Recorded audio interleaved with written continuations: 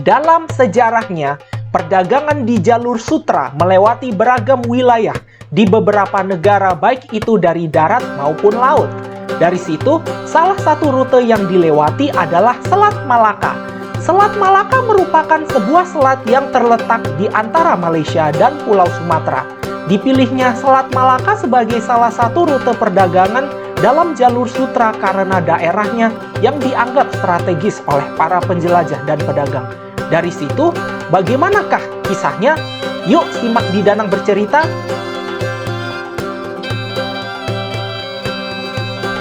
Sejak masa lampau, Selat Malaka memiliki peran yang begitu penting bagi kerajaan-kerajaan di Asia Tenggara seperti Sriwijaya dan Majapahit, serta beberapa kerajaan lainnya. Pasalnya, letaknya sangat strategis membuat Selat Malaka berada dalam jalur pelayaran penting di dunia. Oleh karenanya, Selat Malaka dikenal sebagai jalur sutra. Dari situ, Selat Malaka memiliki beragam kota pelabuhan yang menjadi lokasi kegiatan perdagangan. Selat Malaka dikenal sebagai salah satu rute perdagangan maritim yang dilalui oleh jalur sutra karena jalurnya yang menghubungkan perdagangan antara dunia timur dan barat. Jalur sutra maritim melewati sejumlah laut dan samudra seperti Laut Cina Selatan, Selat Malaka, Samudra Hindia, Teluk Benggala, dan bahkan Laut Arab, Teluk Persia, dan juga Laut Merah dekat Mesir. Selat Malaka yang berada di perbatasan Nusantara dan Semenanjung Malaya adalah daerah yang strategis dalam perdagangan internasional hingga masa kini. Bahkan sejak masa kuno, di Selat Malaka terdapat ratusan pelabuhan dan kapal yang melintas dari daratan Cina menuju barat ataupun sebaliknya. Oleh karena itu, peran Selat Malaka bagi kerajaan yang berdiri di sekitarnya pun sangat penting karena menjadi sumber pendapatan bagi kerajaan tersebut, seperti Kerajaan Sriwijaya di Sumatera Selatan misalnya.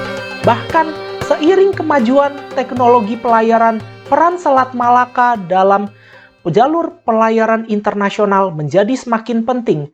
Pasalnya, banyak pedagang Eropa yang berlayar menuju timur melalui Tanjung Harapan, Jazirah Arab, terus ke pesisir anak benua India, untuk kemudian menuju daratan Cina melalui Selat Malaka dan juga menjadi bagian dari jalur sutra untuk laut, dan akhirnya menjadi lebih disukai para pedagang karena lebih aman dan efisien daripada jalur sutra di darat yang penuh ancaman dari para pembajak.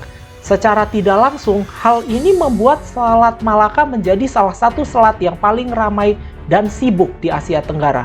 Di sepanjang Selat Malaka, akhirnya semakin banyak tumbuh pelabuhan yang berkembang menjadi kota-kota bandar perdagangan.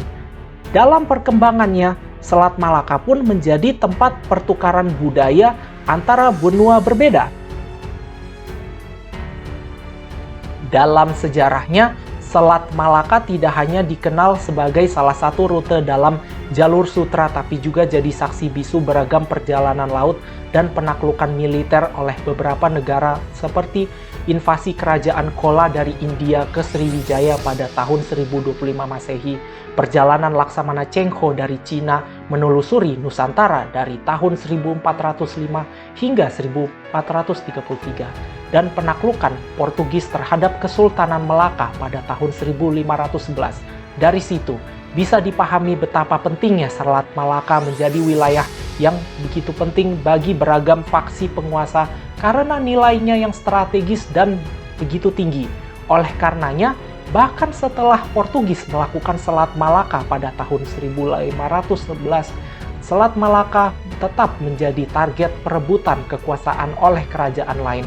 Hal ini dibuktikan ketika kerajaan dari Nusantara, yakni Kesultanan Demak, pernah melakukan penyerangan terhadap Selat Malaka pada tahun 1512 dan 1521 yang dipimpin oleh Pangeran Sabranglor atau Adipati Unus. Tidak hanya itu, Selat Malaka juga menjadi sasaran penyerbuan oleh Kesultanan Aceh terhadap Portugis Malaka pada tahun 1615 dan tahun 1629, hingga akhirnya Portugis kewalahan dalam menghadapi serangan angkatan laut Kesultanan Aceh yang dipimpin oleh Sultan Iskandar Muda. Tidak hanya itu, Kesultanan Johor dari Malaysia juga bahkan pernah mengusir Portugis dari Melaka pada tahun 1641 sambil dibantu oleh Belanda. Dari sekian cerita sejarah ini, betapa pentingnya Selat Malaka sebagai salah satu rute perdagangan internasional bahkan setelah era jalur sutra berakhir. Oleh karenanya, di masa lampau bisa disimpulkan bahwa dalam rangka mendapatkan Selat Malaka yang begitu strategis dan memiliki nilai ekonomi yang tinggi, maka harus dilalui jalur kekerasan.